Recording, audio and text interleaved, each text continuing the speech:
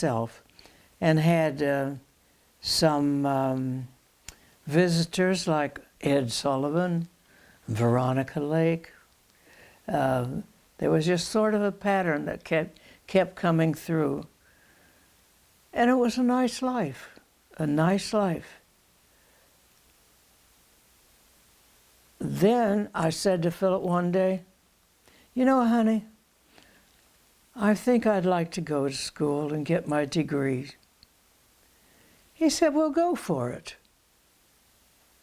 So I enrolled at the Chicago Conservatory, got my bachelor's and got my master's. And I had studied voice. It was wonderful. I studied voice with a mezzo from Norway. And since I was a mezzo, it was right that I should study with her.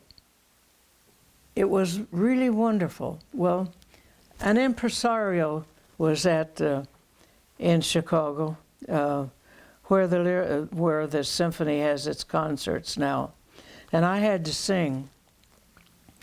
And this impresario was in the audience and he heard me. He said, you know, New York City Opera Company is doing the Barber of Seville, and I'd like you to be Berta in that opera. Well, that was fine with me. So I traveled with them and loved every minute of it. Then I thought, well, maybe I should think about having a family. I've done everything. So my husband wasn't that much in favor of it, but I guess I pulled a trick on him and found myself pregnant. So I had to go back to Ohio to see my doctor because he had done surgery on me, and I had only been left with one tiny piece of an ovary, and that little thing got pregnant. So it was quite a deal. I had to have shots every other day for 7 months in order to keep the womb closed. Well, and I lived with Mom and Dad until I was 7 months pregnant. Then the doctor said, well, you can go now to be with Philip. And if you have the baby now, it won't matter because the baby will live. I wanted to sing while I was having him. I wanted to sing, my God and I, we roam the fields together. We laugh and talk as good friends should and do. And then he would hit the pelvis and that would knock my wind out. So I couldn't sing. I just couldn't sing while I was having him.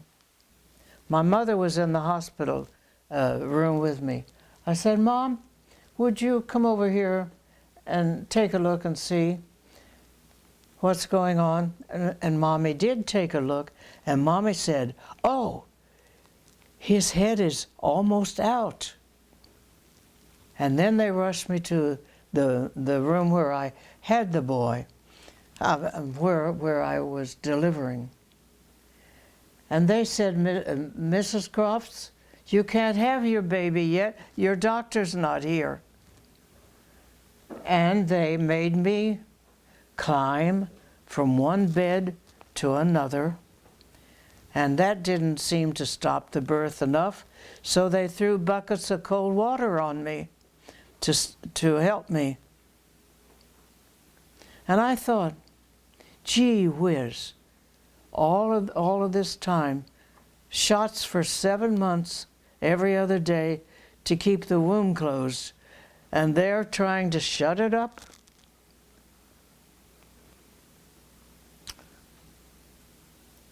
When I did see him for the first time, it wasn't 7 o'clock in the morning, it was 2 o'clock in the afternoon. And I said, Oh, gosh, he looks so bad. And the nurse said, never mind, never mind. If you'd been through what he's been through, you wouldn't look as good as he does. And I knew she was right. I remember accepting the Lord as my Savior when I was 11 years old.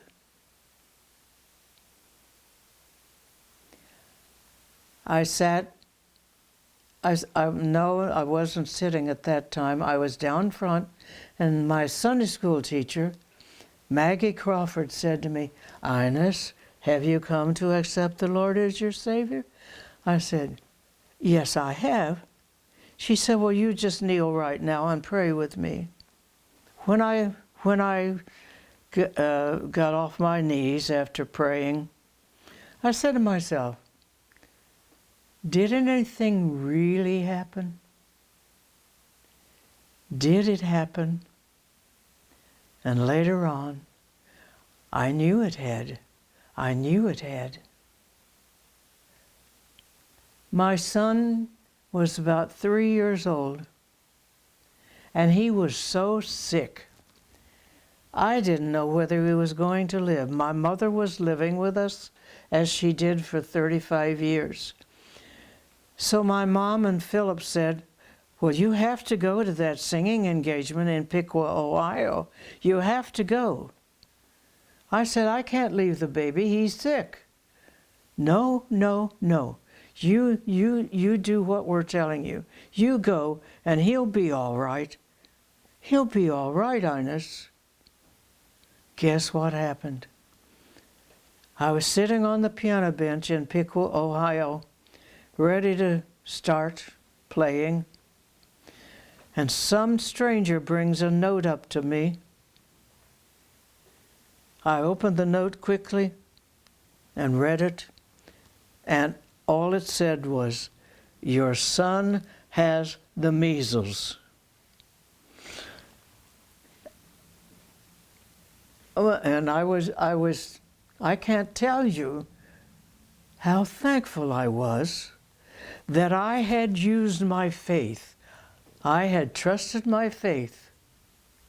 Now, that's hard for people to do. Absolutely. But there will come a time in your life when you will need to do it. Phil, one day, when he was thinking about going to college, said to me, you know, Mother, I'd like to go to Texas Christian. Why do you want to go there, Phil? Well, I would like to be able to play golf every day. So he went to Texas Christian. And I said, oh, I think that's kind of interesting. He'll probably marry a Southern belle. And I have an uncle, quite removed, who was president of the Confederacy, Jefferson Davis. Oh yeah, he'll marry a Southern belle. He went there, Texas Christian, and he found the sweetest girl, the loveliest girl. She's a Connecticut Yankee. He didn't think about a Southern belle, but that was 38 years ago that they were married.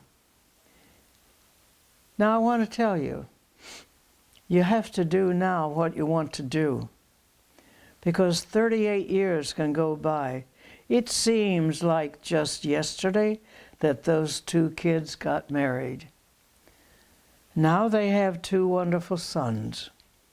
One has his doctorate in mathematics, and the younger one wants to be a doctor of microbiology.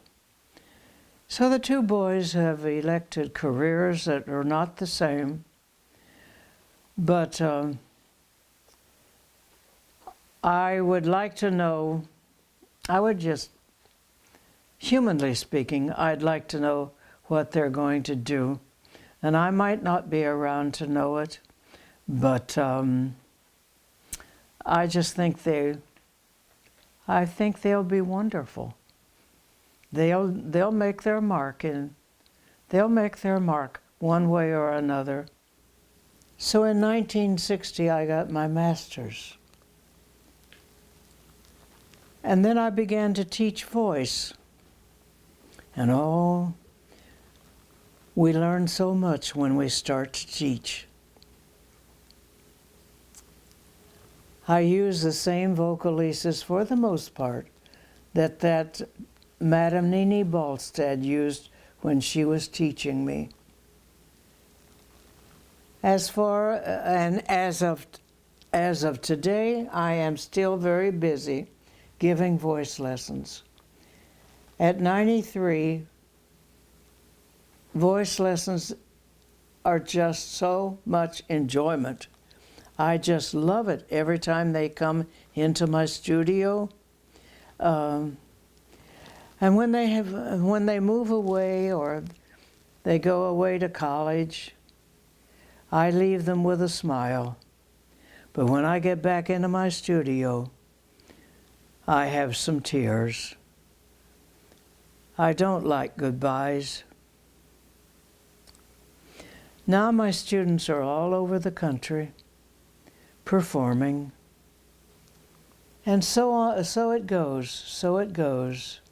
And I just hope that as the years go by, they will still hear my voice saying to them, please, get it on the dome.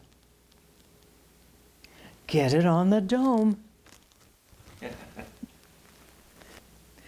What would I wish for some of my students? It's very simple. I would like for you to always go to bed at night in peace,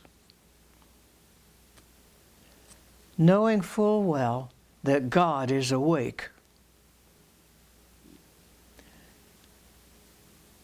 He's there for all that we need. Now we're coming up to the current time, 2010.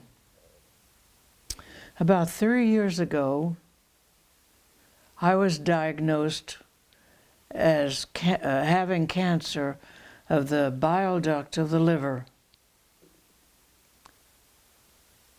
The doctor, not my regular doctor, a doctor walked into my room and she said, well, you have cancer.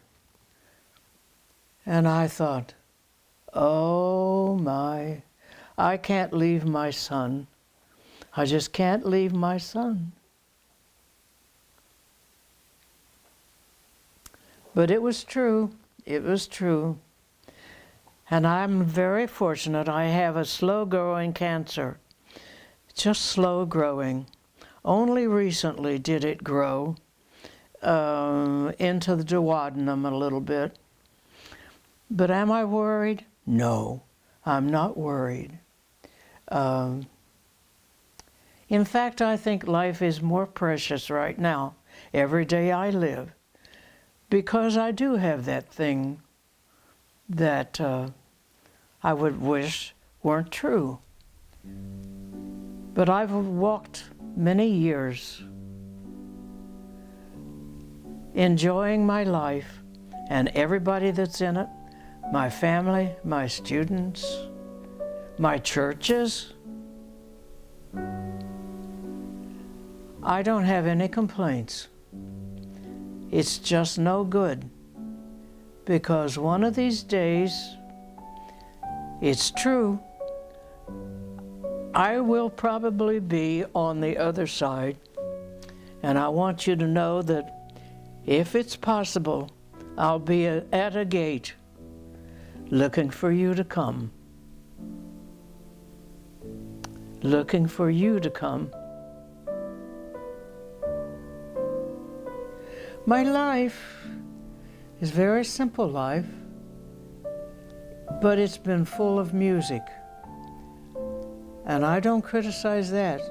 I've been so happy, knee-deep in music at every turn of the road. Memories, memories. After you live 93 years,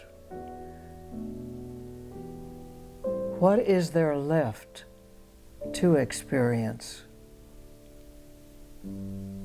I don't know. But I have a feeling that there will be challenges.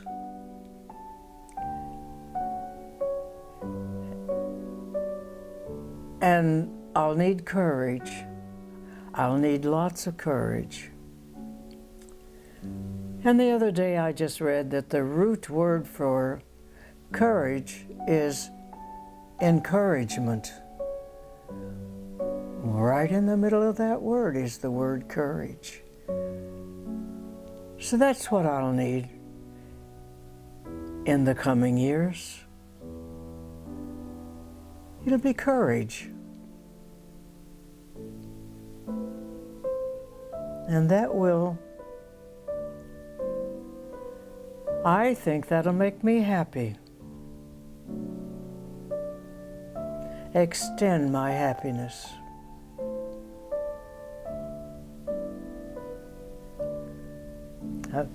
I thank you very much.